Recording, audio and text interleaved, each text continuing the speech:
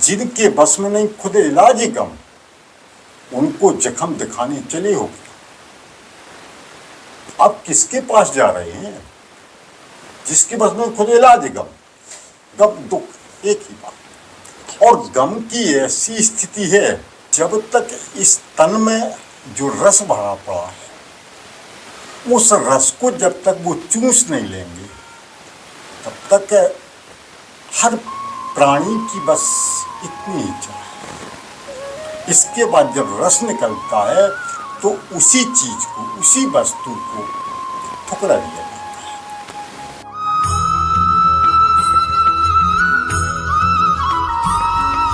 जय जय श्री राधे साथियों, आप सभी भक्तों के चरणों में दास ब्रजेश गौड़ का कोटि कोटि प्रणाम। दास फिर स्वागत करता है आपके अपने चैनल ब्रज आधार श्री राधा में। दास आज आपको एक ऐसे दिव्य दंपत्ति का दर्शन करवाने वाला है जिसे देखकर निश्चित ही आप विस्मित हो जाएंगे। जी हाँ, मैं आज आपको एक बड़ी विचित्र विभूति और बड़ा विचित्र सत्संग सुनाने वाला हूँ। यद्यपि ये ठाकुर जी की कृपा है, और सबसे बड़े आश्चर्य की क्या बात है आपको बता दूँ। मेरी बात गौर से सुनना, मेरी बात गौर से सुनना। मैं क्या कहने वाला हूँ आपसे कि मैंने इन भक्त से बहुत बार प्रयास किया हाथ जोड़ करके मैं आपकी कुछ सेवा करूं। आप देख ही रहे होंगे मेरे पीछे कि मैं किस अवस्था में खड़ा हुआ हूं। यहाँ केवल पेड़ पौधे और टूटी हुई टीन आदि हैं केवल, ये देखिए। और वो दंपत्ति यहाँ रहते हैं। उन्होंने मुझे बार बार मना कर दिया कि नहीं महाराज जी, हमको कोई सेवा नहीं चाहिए। जिनके अंदर इतना त्याग है उसे कहते हैं हृदय का साधु। जी हाँ, जहाँ कामनाएं नष्ट हो जाएं, केवल एक आवश्यकता भर के लिए जिया जाए, वो होता है शुद्ध साधु। तो आज मैं आपको उन्हीं का दिव्य दर्शन करवाने वाला हूँ कि कैसे एक साध्वी, कैसे एक संत यहाँ जीवन में भजन कर रहे हैं बरसाना में रह के। यद्यपि वो बरसाना के निवासी नहीं थे, बरसाना में वो वास करते हैं। अब वो बाहर से आए हुए थे झांसी से। तो आज मैं आपको उनका दिव्य दर्शन कराऊंगा कि कैसे तलवार की धार पर जीवन रखते हुए हमारे श्री किशोरी जी के चरणों में वो अपना मन लगाए हुए हैं। कैसे इस ब्रज धाम में आके कितनी सावधानी से जिया जाता है, वो मैं आज आपको उनका सत्संग सुनाऊंगा। एक आवश्यक निवेदन और है आप सबसे, एक ज़रूरी सूचना है एक तरह से कि राधाष्टमी 11 तारीख की है, 11 सितंबर की बरसाना में। 10 सितंबर को यहाँ लाखों की संख्या में भक्तगण आते हैं। जिनकी रुचि हो भीड़ में आने की, धक्का खाने की कि हमारे भगवान केवल भीड़ में ही मिलते हैं, वो लोग 10 तारीख को अवश्य बधारें और हमसे मिलने का प्रयास ना करें।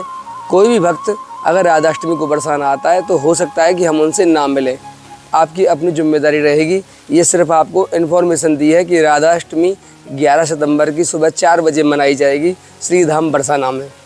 दूसरा निवेदन और है आपसे कि श्री जी ने कृपा कर दी तो राधाष्टमी के समय ही हम एक बहुत बड़ा विशाल भंडारा करने वाले हैं, जो बाहर से आए हुए लाखों श्रद्धालुओं को भोजन प्रसादी की व्यवस्था भी हम कराएंगे, जैसा हमने पिछली वर्ष भी किया था राधा रानी की कृपा से, आप सभी के सहयोग से। तो इस बार भी प्रयास रहेगा कि एक विशाल भंडारा, अखंड भंडारा 24 घंटे का वह चलाया जाए ब्रज आधार अन्य क्षेत्र पर।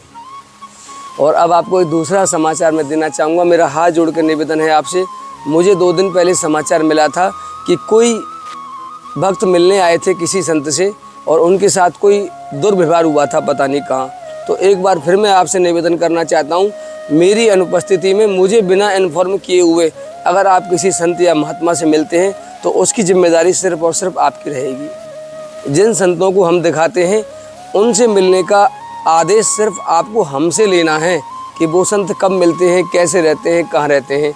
आप उनसे अकेले में कभी मिलने का प्रयास ना करें, ये आपसे हाथ जोड़ कर निवेदन है।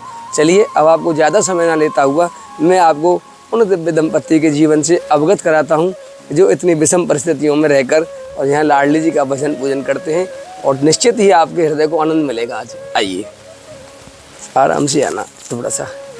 ये देखिए, आप देख ही रहे, ऐसा लग रहा है जैसे ऋषि मुनि रहते थे पहले। आइए, श्री राधे।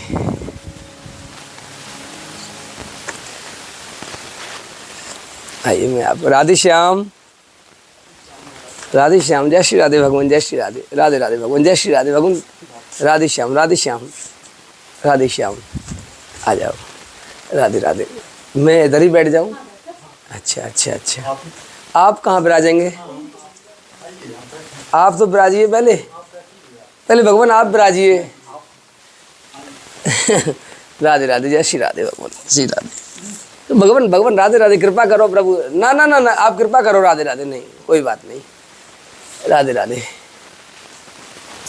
भगवान जल मैं पी के आया हूँ, मैं अभी आज मैं दूध पी के आया हूँ, तो गरम गरम दूध पिया है, मेरा गला बैठ जाता है बोलते बोलते, तो वो भगवान हम जल अभी नहीं लेंगे। भगवान आप यहाँ विराज लो, ऐसे आ जाओ भगवान। भगवान ने कहा आपका जो अनुग्रह मेरे ऊपर है, मैं उसका शब्दों से वर्णन नहीं कर सकता। ऐसा कुछ नहीं। भगवान ये लगा दूं मैं, आपकी आज्ञा हो तो। राधे श्याम। महाराज जी, ये अनुग्रह किसके ऊपर किसका है नहीं जानते।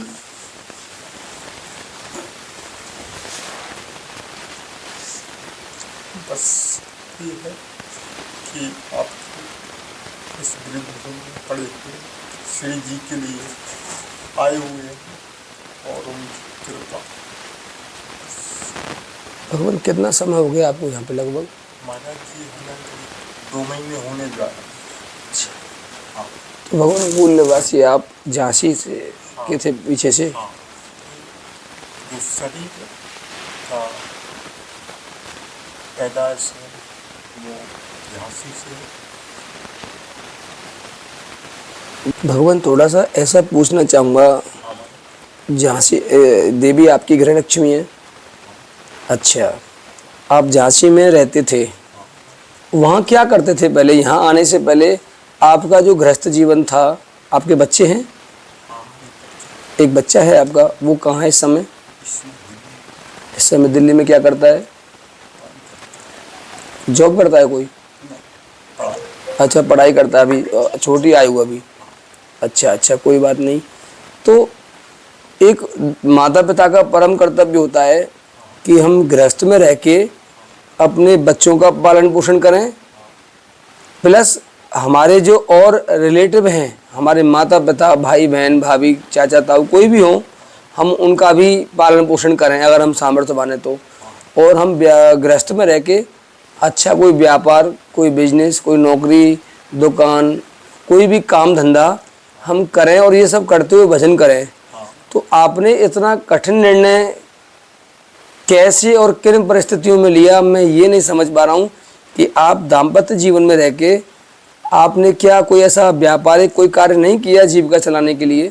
हमारे जीवन का देखिए सांसारिक दायित्व के साथ हमारा कोई और भी दायित्व है, और शरीर के रहते हुए जो शरीर का दायित्व है उसको हम शरीर से पूरा करेंगे, ना कि मन से। बिल्कुल। आज हम लोगों की यही कमी है कि जिस मन की जरूरत, संसार के किसी प्राणी को जरूरत नहीं है, यहाँ तो आपके तन की जरूरत है। हाँ, शरीर को तन की आवश्यकता है। और कब तक है? जब तक इस तन में जो रस भरा पड़ा है, उस रस को जब तक वो चूस नहीं लेंगे, तब तक हर प्राणी की बस इतनी इच्छा है। इसके बाद जब रस निकलता है तो उसी चीज को, उसी वस्तु को ठुकरा दिया जाता है। आज हम क्या कर रहे हैं? कड़वा सच है। क्या कर रहे हैं? यही तो कर रहे हैं। तो मेन चीज ये है, हम क्यों ना, जब हमारे मन की जरूरत किसी संसार के व्यक्ति को है ही नहीं, बिल्कुल बिल्कुल नहीं है, हमारे किसी को। तन की, हमारे कर्म की जरूरत है। करिए आप जो भी करना चाहते, और हमेशा उन्हें क्या चाहिए? संसार की दौलत किसी तरह से आप कमाएं। आपके शरीर की स्थिति क्या है, आपके जीव की स्थिति क्या है, आपके मन की स्थिति क्या है, कोई उन्हें मत। तो जब मन की जरूरत वहाँ पर नहीं है, तो इस मन को हम जहाँ पर ये जाना चाहिए, वहाँ नहीं पहुँच पाता। वहाँ नहीं। शरीर के साथ में ये भी उलझ जाता है एक तरह से। हाँ बिल्कुल। बहन जी आप अंदर आ जाओ ना, यहाँ अंदर आ जाओ, आप आराम से बैठो, धूप है बाहर, उसका कारण है अंदर ही बैठो, आराम से आ जाओ। इस शरीर की जो उत्पत्ति हुई है उसका आधार ही मन ही तो है। हाँ, जन्म मरण का कारण ही केवल मन है। क्योंकि मन से ही कर्म की उत्पत्ति है, और कर्म करेंगे जब हम तो इसके दो फल होंगे, पाप और पुण्य, बिल्कुल ही निश्चित है। केवल दो ही होंगे बस, पाप और पुण्य, अच्छा बुरा, इसके अलावा कुछ नहीं होगा। ठीक। अब जब मन की ये व्यथा है कि इसके दो फल होंगे, तो हम इसमें जो फल है वो कौन सा चुनते हैं, पुण्य का या पाप? लोग कहते हैं कि इससे ईश्वर प्राप्ति नहीं होती हमारे पाप पुण्य से, कोई सरोकार नहीं है, लेकिन है। क्योंकि भूमि का देखें आप, बिन पुण्य पुंज मिले नहीं सकता। अगर इसमें पुण्य सहायक नहीं है तो ये बात संतों का जो अनुभव है, तो ये अनुभव उनका बिल्कुल इस तत्व को जाना, तभी उन्होंने लिखा। और दूसरा, जैसे कहते हैं कि बिन हरि कृपा मिले नहीं सकता, ये दो चीजें मतलब। तो हम जो भी अन्य योनियों में करके आए, तो ये पुण्य कमा के ही तो आए। बिल्कुल। और उस पुण्य को कमा करके जो ईश्वर की अहेतुकी कृपा हुई, तो किसी न किसी उद्देश्य से तो हुई। सिर्फ ये रहस्य आपके कब समझ में आया कि वास्तव में हमारे शरीर की आवश्यकता केवल संसार को है, हमारे मन की आवश्यकता नहीं है? ये कटु सत्य बड़े भजन के बाद, बहुत भजन के बाद समझ में आ जाए तो बहुत बड़ी कृपा समझना आप। समझ में आ जाए तब है प्रभु। एक नॉलेज अलग वस्तु होती है, जानना एक अलग होता है, लेकिन स्वीकार करना उससे ऊपर की स्टेज होती है। हमें पता है कि हमें मरना है, ये तो एक नॉलेज हो गई, लेकिन हमें मरना है ये विश्वास हो जाए तो उसी क्षण जीवन में आग लग जाएगी, वह उपराम हो जाएगा कर्मों से, कर्म करते हुए भी कर्म नहीं कर पाएगा वो, उसकी रुचि खत्म हो जाएगी। ये जब रहस्य आपके समझ में आ गया कि संसार को हमारे शरीर की आवश्यकता है, हमारे मन की आवश्यकता नहीं है, ऐसी स्थिति में क्या किया जाए, सबसे बड़ी चुनौती तो ये है। तो आपके साथ ये कैसे हुआ कि ये जो एक तो रहस्य समझ में आया कि मन का ग्राहक यहाँ कोई नहीं है, और नहीं है तो अब हमें क्या करना चाहिए, ये अंदर से जो ज्ञान स्फुरित हुआ कि चलो बरसाना चलो, ब्रज में चलो, संतों के पास चलो, एक मधुकरी करके जीवन जियो, ब्रज की गलियों में टुकड़े मांगो। ये रहस्य कैसे समझ में आया? किसी संत के द्वारा, सदगुरु के द्वारा, शास्त्र अध्ययन के द्वारा, या कोई ऐसी घटना घटी जीवन में जो आपको पता लगा हो कि मन का यहाँ ग्राहक नहीं है? देखिए, ये अनुभूति, ये रात को समझना इंसान के बस की बात नहीं। हम वेद शास्त्रों में पढ़ेंगे जरूर, पर वो चीज ठहरेगी नहीं। इस संसार में सब दुखी दुखी, देखा कोई बेला संत, इस दुखों का निदान नहीं होने वाला। अब कितनी भी कोशिश कर लें, अगर होता इस दुख का निदान, तो जो संतों ने लिखा है कि ये संसार दुखालय है, और दुख सबसे बड़ा ये है कि जब हमारा ये मन उस परम तत्व से भटका हुआ है, इस संसार में आया, तब से दुख की उत्पत्ति है। इसके पहले आप उस स्थिति में जाइए, वहां सुख दुख नहीं। हमारी जो चेतना है, ये मन है क्या? हम पहले इस तक तो पहुंचे, और इस तक पहुंचने के लिए हमें संतों की शरणागत के अलावा कोई रास्ता नहीं। हम पढ़ते हैं, जैसे एक बार कबीर जी और संत ज्ञानेश्वर जी, बीच में जब सत्संग की बात हुई तो शांत रहे, मौन रहे, ना उन्होंने कुछ कहा ना उन्होंने कुछ कहा। थोड़ी देर बाद कबीरदास जी ने एक प्रश्न किया कि पहले ये बताओ, आप पढ़ के समझे हो या समझ के पढ़े? ये बिल्कुल सार है। हम लोग पढ़ कर के समझना चाहते हैं, बिल्कुल कर लीजिए आप कोशिश। बिल्कुल, यही संसार की रीति है, पढ़ के ही समझने की कोशिश करते हैं। भाई, जो हमारा मन और हमारी बुद्धि, हम समझने की कोशिश बुद्धि से करेंगे, और हमारी बुद्धि फंसी कहाँ है? संसार में। और जानकारी किसकी चाहते हैं हम? संसार से परे की हो जाएगी क्या? असंभव है। तो ये हर कहते हैं कि बुद्धि से मानो, जैसे नहीं कहना चाहिए, लेकिन तुलसीदास महाराज ने लिखा है, ब्रह्म ज्ञान न बिन नारी नर। इस स्थिति को पहले उन्होंने जाना कि क्या होने वाला है, करे न दूसर बात। ब्रह्म ज्ञान बिन नारी न नर, करे न दूसर बात। दूसर बात, कौड़ी लागी लोभ बस, करें विप्र गुरु भक्त। आप देखिए, हो रहा है, आज दिख रहा आप चले जाइए है, दिख किसी रहा के है, पास। प्रत्यक्ष दिख रहा है। तो इस स्थिति को संतों ने पहले बिल्कुल जाना कि स्थिति क्या बनेगी। आप किसी से भी आत्मज्ञान की चर्चा कर लेंगे, जबकि उस समय ये स्थिति नहीं थी जब लिखा है, उस समय बड़ा सुंदर माहौल था। ठीक, बिल्कुल आज के लिए घोषणा की थी उन्होंने, बिल्कुल की थी। बिल्कुल। आज आप किसी के पास चले जाएं, अरे उस परम तत्व की आप जो चर्चा कर रहे हैं, ये संभव है? उस स्थिति में आप स्थित हुए हैं?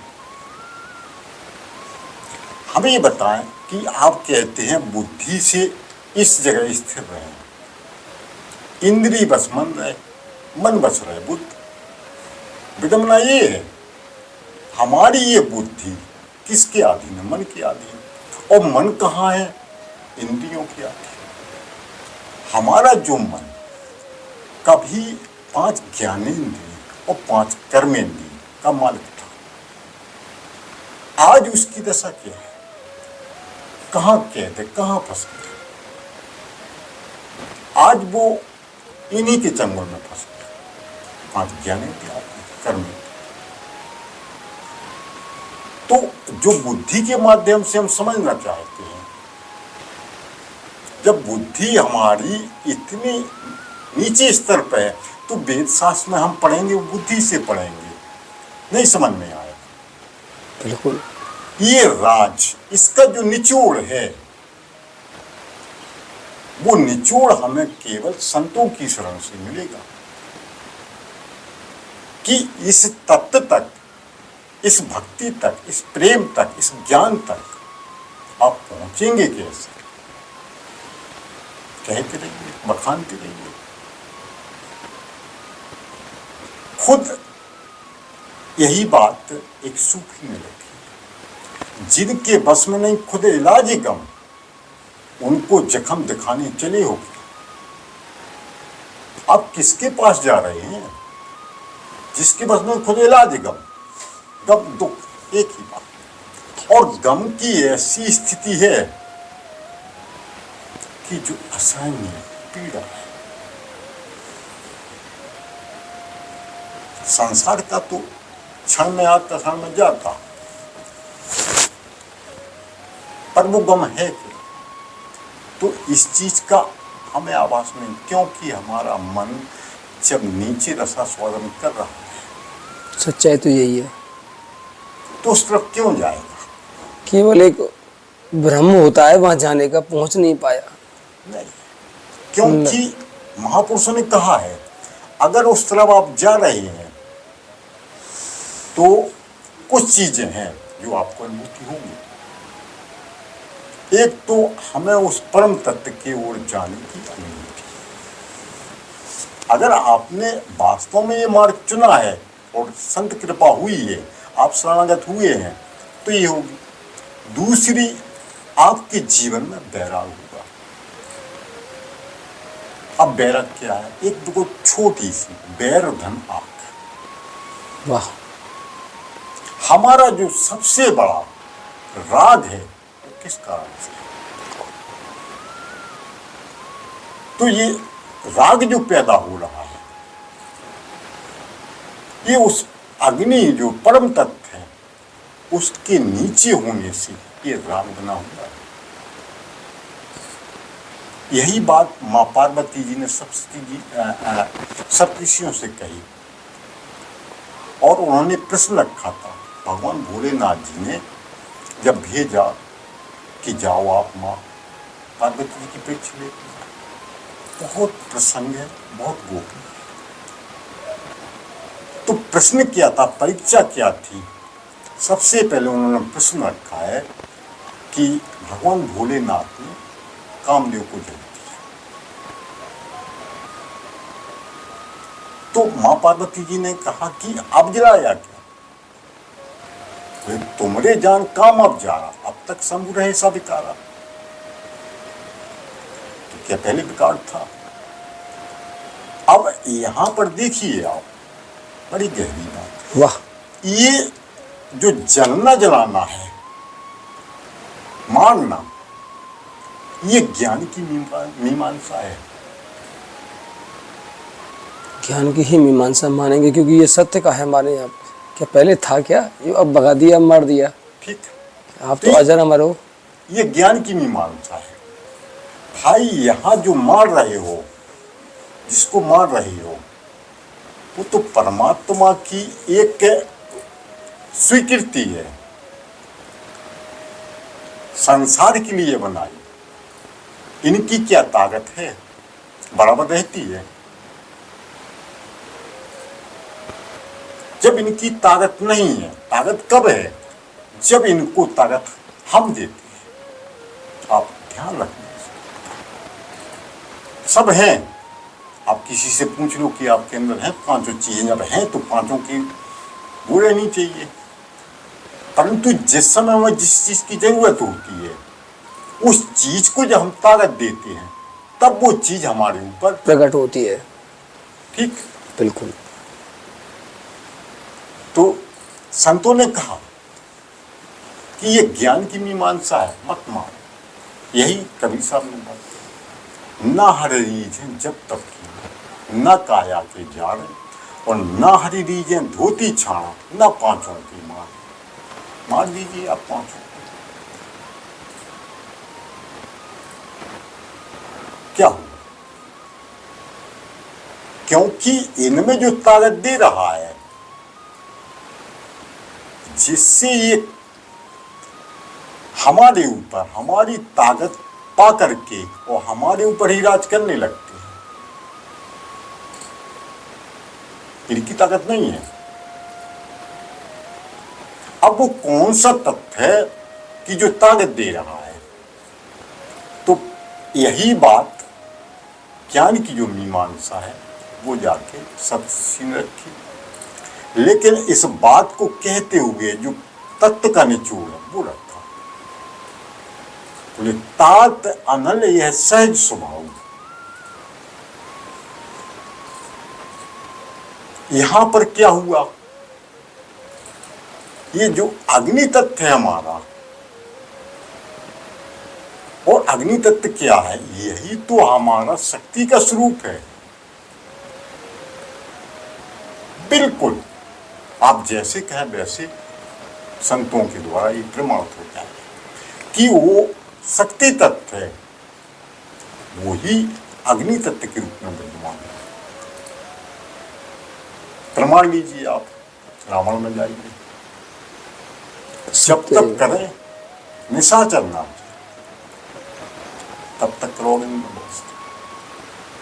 ठीक, मां सीता जी कहाँ समा गई? पृथ्वी तत्व, अग्नि तत्व। तब तक करो अग्नि में बात। हाँ, गई थी उस समय वन में प्रवेश करते ही। ठीक है, बिल्कुल। अग्नि तत्व में प्रवेश हुई अब बारीकी इस बात की है, जब अग्नि तत्व में प्रवेश हुई तो फिर हरण किसका हुआ? जब वहां मां सीता जी नहीं थी तो फिर हरण किसका हुआ? यह तो वो बात गलत है। ये दोनों ही सत्य हैं। शायद वो मन बचा, जैसे छाया का नाम दिया है तुलसीदास जी ने। बात ये है, हम आपको बात बताएं, बहुत रहस्य है। छाया को क्या रावण की इतनी वो थी कि वो हरण कर लेगा छाया को? आज तक किसी ने छाया को पकड़ पाया? नहीं पकड़ पाया कोई। लेकिन वहां जो वास्तविकता है कि प्रतिबिंब का, प्रतिबिंब हन का, लेकिन हम लोगों ने प्रतिबिंब का अर्थ नहीं समझा। हम प्रतिबिंब का अर्थ परछाई निकालते रहे, पर संतों ने कहा पहले देखिए आप बिंबी, बिंबी जो प्रकाशक है, जो सारे संसार सारे सृष्टि का जो प्रकाशक है, जो चलाने वाला है, वो बिंबी परम तत्व। फिर बिंब, उसके द्वारा जो जीव भाव की उत्पत्ति हुई वो बिंब है, उसी का अवतरण नीचे हुआ तो बिंब बन गया, और उसी का और नीचे जब अवतरण हुआ वो प्रतिबिंब बना। और ये अग्नि तत्व जब तक हमारा नीचे रहेगा तब तक भक्ति नहीं होगी।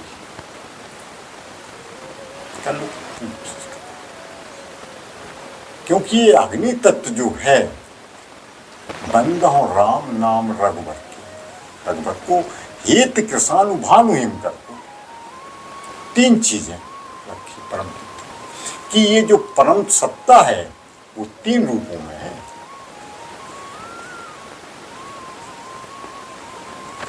भानु जो नीचे आ गई, हनुमान वो कृषाणु, कृषाणु तत्व जो है वो नीचे आया, भानु इसके ऊपर, इसको चलाने वाला। देखिए एक ही चीज की ये तीन स्थिति रखी गोस्वामी जी ने, कृषाणु भानु हिमकर। ये जो परम तत्व है, ये जो राम तत्व है या जो कृष्ण तत्व है, बात एक ही, ये तीन रूप में हमारे इस तरह से आया, इस तरह से बताया। तो यही बात माँ पार्वती जी ने रखी कि तात अनल यह सहज स्वभाव हिमते निकट जाए नहीं का।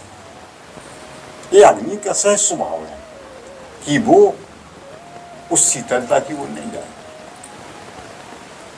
और अगर शीतलता की ओर जाती है, हिमते हिमन बर्फ शीतलता, वो अगर ये शीतलता की तरफ जाएगी तो ये बुझ जाएगी, धीमी पड़ जाएगी, बुझ जाएगी। ये बात माता पार्वती जी ने रखी रामायण में। फिर आगे उन्होंने कहा गए समीप सो अवसन साई अस मन मत महेश। ये मन की जो चंचलता है, ये मन की जो शीतलता है, यहां नहीं, इसको शीतल होने दो, वहां पर जाने। वाणी ऐसी बोली है मन का। आज हम जहां खड़े हैं ये मन की आपा में ही तो खड़े हैं, भाई मन की सत्ता में हम जी रहे हैं, जो भी कार्य कर रहे हैं वो मन के अधीन कर रहे हैं। तो इस मन से ऊपर कैसे उठें, इस मन की आपा को कैसे खत्म करें? भाई जब हम मालिक के अंश हैं और हम उलझे कहाँ हैं, इसके गुलाम बने हुए मन के, इसी के द्वारा हमारा जन्म मरण हो रहा। इस मन के बारे में तो आपने बड़ा सुंदर वृतांत बताया। आपके यहाँ मैं एक छोटा सा प्रश्न और करना चाहूँगा कि आपके यहाँ जीविका कैसे चलती है?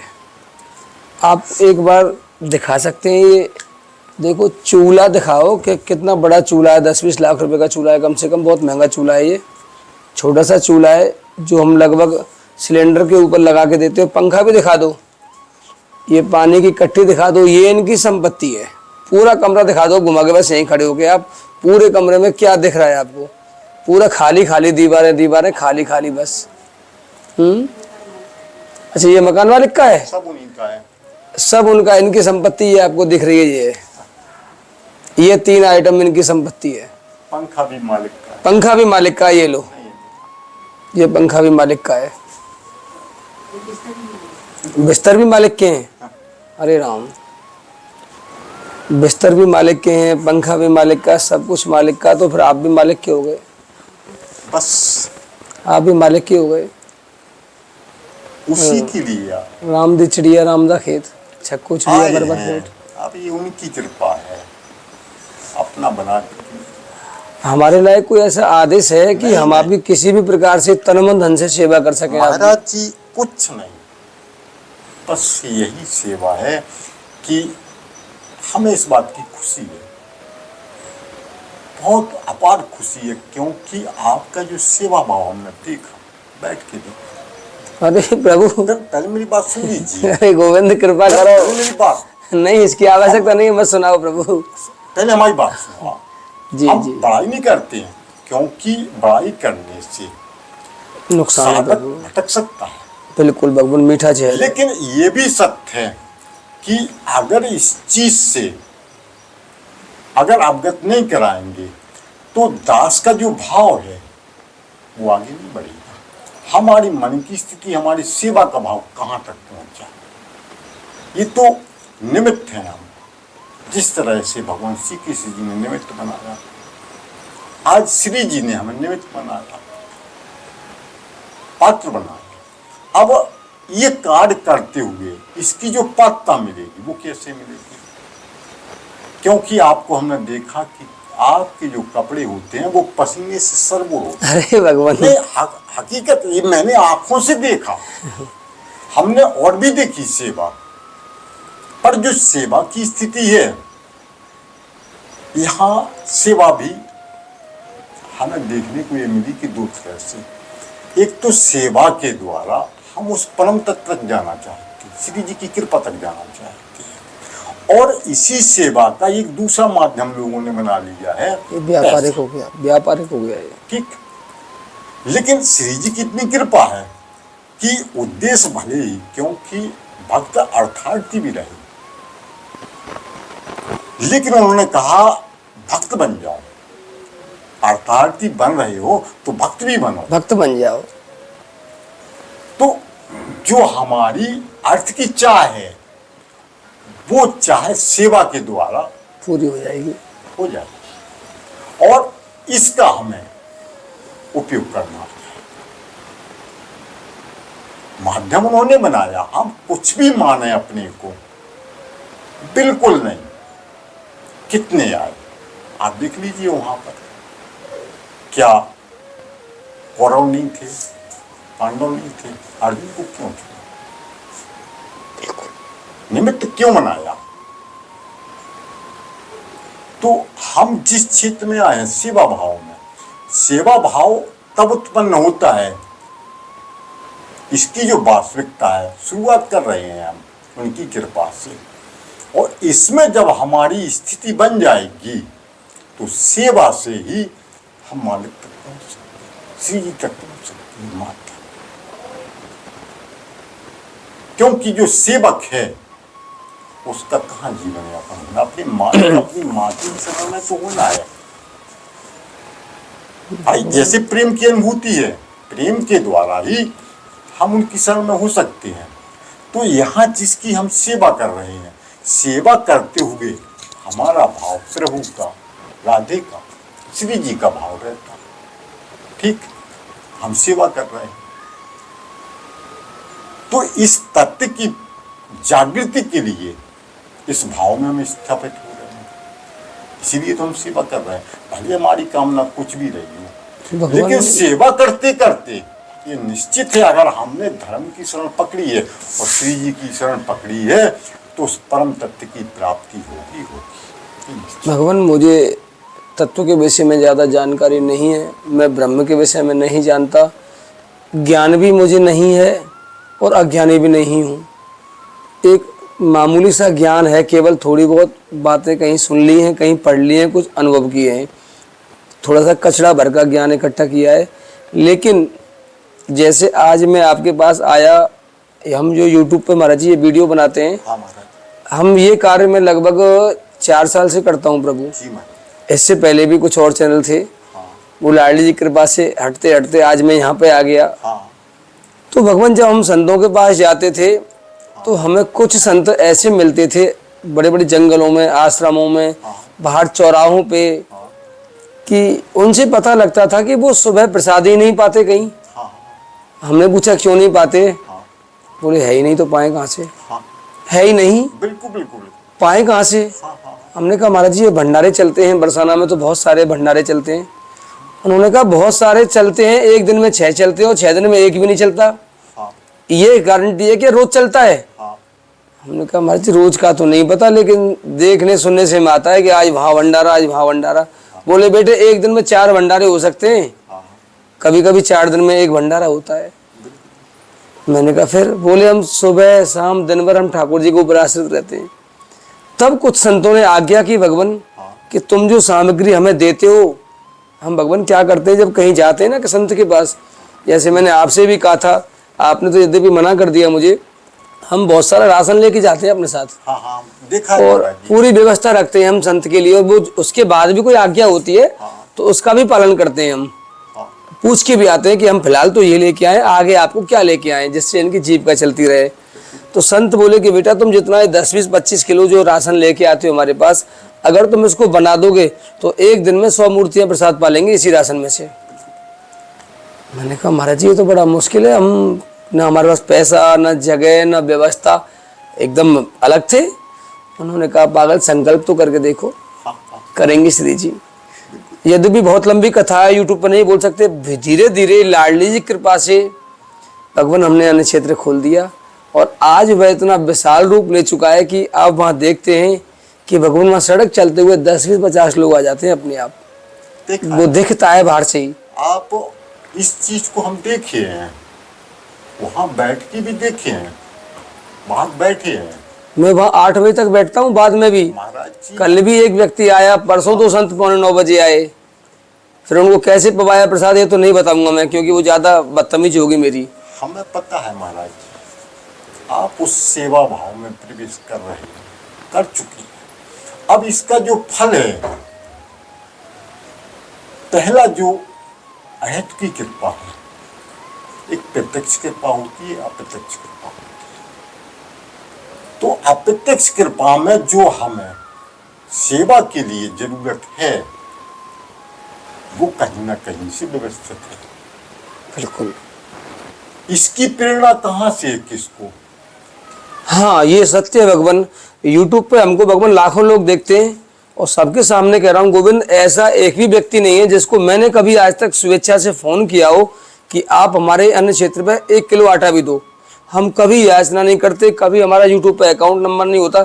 श्री जी जिसको प्रेरणा करती हैं कि जाओ भाई ब्रज में, वो बच्चा सेवा कर रहा है संतों की, अपने आप किसी का फोन आया, भैया हम 10 किलो आटा देना चाहते हैं, हम 10 किलो चावल देना चाहते हैं, मैं मना नहीं करता। मैं उनसे यही कहता हूँ कि गोविंद की आज्ञा है, उनकी प्रेरणा है जो आपको निमित्त बना रहे हैं, और मैं आपका आभारी हूँ कि आप मुझे निमित्त बना रहे हैं, क्योंकि सेवा करने वाले भक्त हैं और ठाकुर जी हैं, मैं तो निमित्त हूँ केवल।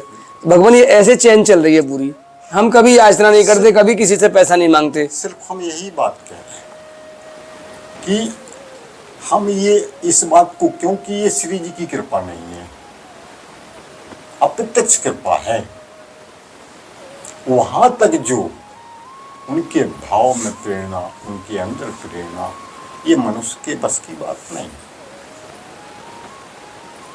बिल्कुल नहीं। कितनी कोशिश कर ले, ये मात्र हमारा एक भ्रम है कि देखिए क्या होता है कि जब अप्रत्यक्ष कृपा होती है तो उसमें भ्रम रहता है कि इसके द्वारा ये हो रहा है। बिल्कुल भगवान, पर वास्तविकता ये नहीं। आप कर लीजिए, कितने लोग कर रहे हैं, हथकंडे अपना रहे हैं प्रभु, लोग प्लानिंग करते हैं, बताइए आप। बिल्कुल करते हैं, प्रत्यक्ष देखा है आंखों से भगवान। तो अगर ये कार्य सुचारू रूप से चल रहा है, अगर आ रहा है, तो ये उनकी कृपा आपके ऊपर है। जबकि भगवान आप कभी देखना गौर से, जब अन्य क्षेत्र में पधारे हैं आप, हाँ। तो हमारा स्टॉक देखना आप, जो हमारा राशन गृह है, भंडार गृह है, हाँ। भगवान हमारे पास मुश्किल से एक एक कट्टा आटा दाल चावल होता है। हाँ। कभी जीवन में आज तक हमने 5 कट्टा भी नहीं लेके आए कि 5 कट्टे चावल के रखे हों। मतलब स्टॉक नहीं, इतना राशन रहता है 3 दिन में 4 दिन में खत्म हो जाता है। हाँ। ये लाडली जी के पास 4 दिन बाद श्री जी फिर किसी को भेज देती हैं कि भैया ये लोग 1100 रुपये मैंने दे दिए, 5100 मैंने दे दिए। ये सब भक्तों के सहयोग से हमारे छोटा मिला के हर 3-4 दिन में श्री जी व्यवस्था कर देती है। कहाँ से करती है मुझे नहीं पता। और एक चीज हमने आपके यहाँ देखी कि आपका सेवा भाव और जो प्रसादी की व्यवस्था है वो बहुत अच्छे स्तर की है। और ये सेवा हमने दूसरी जगह भी देखी तो सेवा में सेवा भाव नहीं है, मालिक भाव है। बिल्कुल, ये हमने अपनी आंखों से देखा है। और जब मालिक भाव रहेगा आप क्या सेवा करेंगे? आपका लक्ष्य श्री जी की कृपा पाना नहीं, सेवा करना नहीं, आपका लक्ष्य किसी दूसरी तरफ है। बिल्कुल भगवान। खैर ये हमारा वैसे दूसरे का नहीं है भगवान, हम किसी की बात नहीं कर रहे हैं। हम तो देखे तो हम एक सेवा की बात कर रहे हैं। जब आप मालिक बनेंगे, जल्दी गिरना भी तो है। जब प्रारंभ में लिखा है प्रभु के गिरना है मुझे मुंह, तो ऐसे ही गिरता है। तो जब आप मालिक बने हैं तो फिर उनकी क्या जरूरत है? अरे इस मालिक तो केवल एक ही है। ये हमें मालिक भाव आया कहाँ से? और जब तक ये मालिक भाव है तभी तक तो हम वास्तविकता से दूर हैं, सेवा से, हर चीज से दूर हैं। लाडली जी की इच्छा है भगवान। भगवान मुझे बड़ा अच्छा लगा, लेकिन आपने मुझे किसी भी सेवा का आदेश नहीं दिया। महाराज जी, हमारे लिए यही बड़ी सबसे बड़ी सेवा है कि आप वहाँ से इस यहाँ तक आए। ना ना ना ना ना ना ना ना भगवान, आपने किसी सेवा का आदेश नहीं दिया। फिर भी नहीं, मैं आपसे निवेदन करता हूँ कि यहाँ से जाने के पश्चात आपके पास मेरा नंबर है ही है। हाँ। और मुझे आप कभी भी निसंकोच 24 घंटे कॉल कर देना कि भैया हमें इस चीज़ की यहाँ आवश्यकता है, तो मैं आपका हृदय से आभारी रहूँगा। नहीं महाराज जी, ऐसी कोई सेवा की बात नहीं। बस जो भी होता है सब उनकी कृपा से होता है। ठीक है, तो भगवान हमें आज्ञा मिले, हम अपने सत्संग को विश्राम करें हैं। और लेकिन एक बात है जी भगवान, कि आपने जो बात रखी थी कि हम जो प्रसंग है वो अध्यात्म संबंधित रखेंगे, जी, लेकिन वो चीज़ नहीं हो पाई क्योंकि ये तो बातें चलती रहती हैं। पर इसमें जो वास्तव में जो तथ्य है, जो गूढ़ रहस्य है, वो क्या है, वो ना चर्चा नहीं। वो गूढ़ रहस्य के लिए आप हमें दोबारा समय दीजिए, क्योंकि हमारे पास जो एक समय होता है इसका एक लिमिटेड समय होता है। हाँ, मालूम है। उसमें आज हम दरअसल हुआ क्या है, आज हम पहली बार मिले हैं तो हमारे पास बहुत सारी बातें हैं करने के लिए, तो समय कम पड़ जाता है। जैसे एक पहली बार जब कोई प्रेमी प्रेम का मिलते हैं तो वो 24 घंटे भी बातें करते हैं, तब भी रात कब निकल गई पता नहीं चलता। उसी प्रकार आपका मेरे प्रति जो वात्सल्य भाव है उससे तो मैं कृतार्थ हूँ ही, और मेरा भी एक अलग स्नेह है आपके प्रति। तो इसलिए आज की जो हमारी पहली जो भेंट है भगवान, ये हम यहीं विश्राम देते हैं। बिल्कुल, बिल्कुल। मैं पुनः आपको दोबारा से और भी बड़े गूढ़तम रहस्यों से अवगत कराऊंगा और समय आने पर अवश्य मिलूंगा आपसे भगवान। ठीक है भगवान, जय श्री राधे। राधे राधे। अरे भगवान कृपा करो, राधे श्याम भगवान।